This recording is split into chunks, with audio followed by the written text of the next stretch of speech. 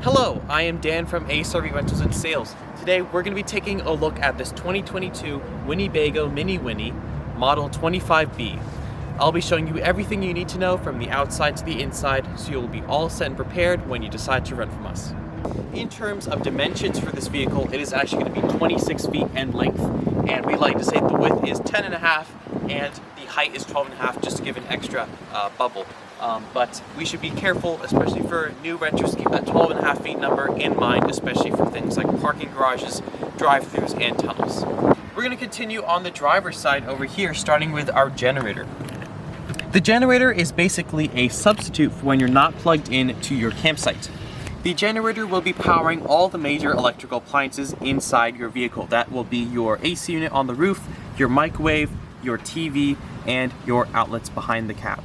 The only reason you'd have to come out here is if you accidentally run the AC and the microwave at the same time. Sometimes that's a bit too powerful for the generator and it will cause it to trip.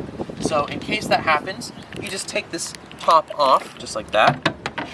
And then we have our breaker is right over here. So this little switch, this will flip backwards if you run the AC and the microwave at the same time. So all you have to do is just come out here and flip it towards you and you are all good to go. Everything else is handled inside the RV.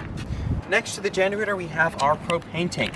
This should last you about a week or so before you'll have to refill it. If you do have to refill at truck stations and campsites, they will do that for you. The propane is going to be powering things like your stove, your water heater, your furnace, as well as your fridge when you're not plugged in. Further along that, we have our exhausts for the hot water and the furnace. So of course, expect them to be hot, don't put your hand there. Below that, we have our storage compartment for our power cord. Now, what's special about our Minnie Winnie is that we want to make sure that the power cord is always plugged in somewhere. If you're not plugged in at your campsite, you want to make sure that it's plugged into your RV here. The power cord will be powering all of your major electrical appliances, the same things I said the generator will be doing. But you can run the AC and the microwave at the same time when you are plugged in. We'll also give you a 30 amp to 15 amp adapter that you can put onto the end of your power cord. Just in case you don't have 30 amp service, you can just plug it into like a regular wall outlet. Although of course it won't be as powerful, so you can expect, for example, your AC to be working when you're plugged into your power, just like this. Next up, we have our city water inlet. We will provide you with the hose for this, but this will be as opposed to the freshwater inlet, which I'll get to later. The city water will be for when you're at your campsite and you want to use the campsite's water from their pump instead of from your own tank. So you'll hook up your hose up to here, and this will bypass your tank and go straight into your pipes. Next to that, we have our TV cable inlet. We will provide you with the TV cable, so if you have cable hookup at your campsite, you can just plug it in here. If you don't, there's also an antenna, so you can find local channels through the air instead. Moving along, we have our fuel tank. So this takes regular 87 gas, so no premium or diesel. You just open it just like that and make sure to, when it close it, you just click it, just like that. This tank is 55 gallons. Here we are in the back. We have our dumping station here, so I'll show you how to dump out your gray and black waste tanks. So all I've done is taken the sewer hose, I've clipped on the end with the teeth onto the outlet here, and then you're gonna take the other end with your elbow and you're gonna stick this in the ground at your sewage. From there, we have two color-coded valves. It's also indicated here. We have our black valve for our black tank, that's our toilet water, and then we have our gray valve for our gray tank, that's our sink and shower water. So when it's pulled out like this, it's open, and you're gonna push it in just to close it. We recommend you open up the black one first and then the gray one to kind of flush your hose out. But once the gauges inside on the control panel say that your tanks are empty, you can just push it in to close it and you are all good to go. And lastly, on the driver's side, we have a tank flush valve. You won't have to worry about this. It just helps us sanitize the tanks for their next customer. Moving on to the back here, the only real things to mention are our rear view camera over here. I'll talk more about that inside. We also have our service ladder, just for service purposes, so please don't go up onto the roof. And then lastly, we have one entrance to the large storage compartment on the outside.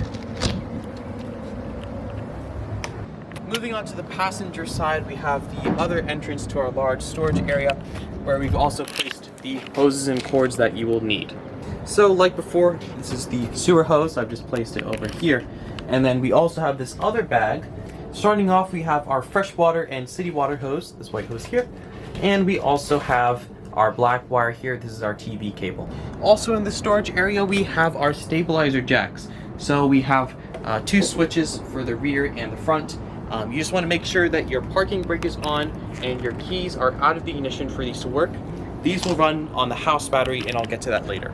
Next to that, we have our freshwater inlet. So just as I was talking about the city water inlet, you're going to use the same white hose for this, but this will be for when you want to fill up your tank.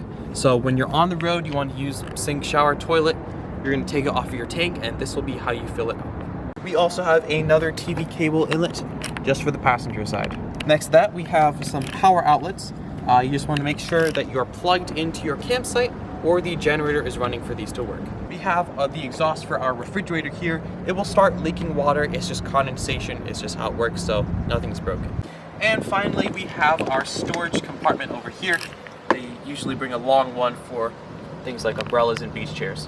So that concludes the outside portion of this walkthrough. We can head inside over here just by opening up the cabin door. And then you'll note that we also have a detachable screen door just like this. We have a few switches at the entrance here. So to my left here, we have our porch light. This is just the porch light right over here on the outside. And then we have our galley lights for the inside entry lights right over here. For safety purposes for this vehicle, we have a fire extinguisher at the entrance here. We also are equipped with a smoke detector and carbon monoxide and propane detector. We have our switch for the awning here. This will be running on the house battery. So I'm just going to hold down out to extend it. And here it comes out. It'll go out about 8 feet total. The awning is only for shade, so if it gets windy or rainy, we suggest you bring it back in immediately. Just like for the stabilizer jacks, you want to make sure that the parking brake is on and the keys are out of the ignition for the awning to work. We also have the LED strip for the awning. That'll be on the outside. And then lastly, we have the coach battery or house battery switch. This will turn it on and off. So the house battery is actually underneath these steps right here, just in case there's some kind of service issue. But you can leave the house battery on. It's for very minor electrical things like the lights, water pump, and awning.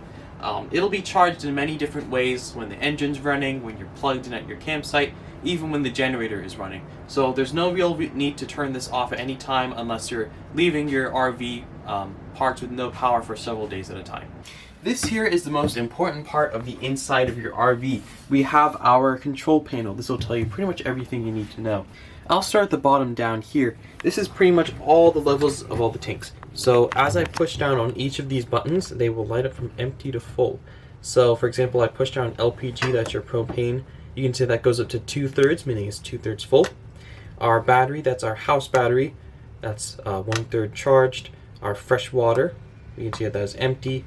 Our black water, that's our toilet water, is empty. And our gray water, sink and shower water, is also empty. This switch is our water pump. So when I switch this on, it will draw water from your tank.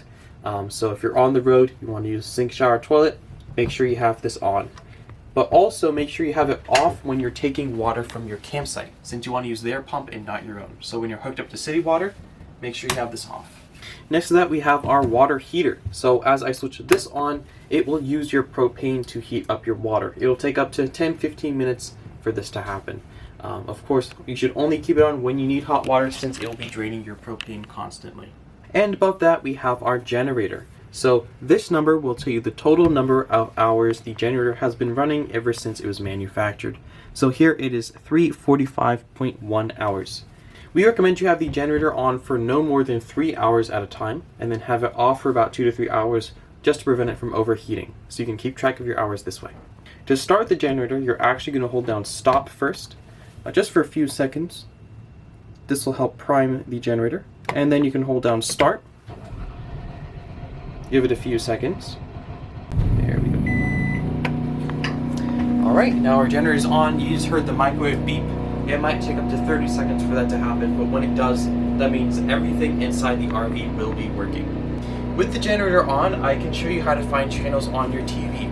So once you power on, you're going to press input right here. Make sure your input source is set to TV. From there, I'm going to press menu. I'm going to head over to channels. Then I can go down to auto channel search. We can search with antenna, since we're not plugged in, but if you are plugged in with your TV cable, you can go down to cable from the wall. I'll just head back up to antenna, select that, and it'll take up to 5 minutes to find channels for you. Also with the generator on, I can show you your AC unit. So all I'm going to do is just keep pressing this mode button to cycle through the different modes. So I'll press it once, that turns it on. This will be just your fan, you can hear that. I'll press it one more time. You can see the snowflake icon that says cool, that's our AC. I'll press it one more time. Now it's over to furnace. This will use a bit of your house battery and your propane to heat up your RV. And this is to turn up and down the temperature. I'll press it one more time and it goes back to off. This button here, fan, this will just adjust your fan speed.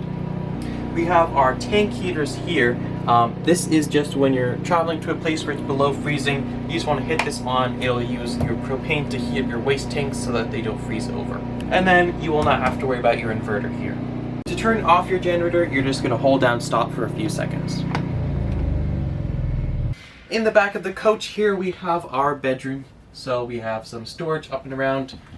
This cabinet has a pole so you can hang your clothes in here. There's also a TV. And that is pretty much it. And next to the bed we have our bathroom here. So the toilet is sort of like an airplane toilet.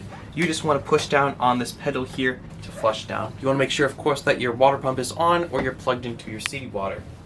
I should mention that the toilet paper is RV specific, so you want to go to the camping section at Walmart or campsites, they'll also sell it. It is RV Marine dissolvable toilet paper. During your rental, we'll also provide you with a couple of these bottles. It's just bottles of solution to help freshen up the toilet. Sometimes the smell will come up from the black tank, so you can just pour just a bit of that down the toilet. Below the bed, we also have our combined fuse box and circuit breaker box, so I'll show you where the extra fuses for that are later. Also in the back, we have some more storage space. Again, a pole in this cabinet, and a couple of drawers below here. Next up we have our kitchen area. So I'll start with the fridge to my right here. The fridge will run on propane when you're not plugged in, but when you do plug in, it will automatically switch over to electricity. So no matter what, your fridge will stay on during your entire rental. To my left we have a standard kitchen sink, and then we have our microwave here. Just a standard house microwave, although a little bit smaller with the turntable in here. Just remember not to run the AC and the microwave at the same time when you're on the generator. And below the microwave we have our stove. So 3 dials here for the 3 burners. You just want to set each of these to light. You should hear the propane come out, and then you can just hit the pilot here just to spark it. This one here to the right is going to be for our oven. We have a similar method. So we have the temperature, our pilot. We can just push that down there for a few seconds, and then once enough propane gets into the oven, we can just hit the burner the same way. Moving along, we have our living area. So we have our sofa here with 2 seat belts, and we have our dinette here with 2 more seat belts. Both of these will turn into beds, and I'll start with the sofa here. To turn the sofa into a bed, you just have this latch here. You're just going to pull on this, and then we can lift the bed up, sort of up and out like a futon. And this is the size of the bed here. To my left here we have our dinette. To turn this into a bed, first you just want to lift up the cushions on either side. From there we have a lever below the table. When it's to flip to the right, as is right now, that means the table's locked in.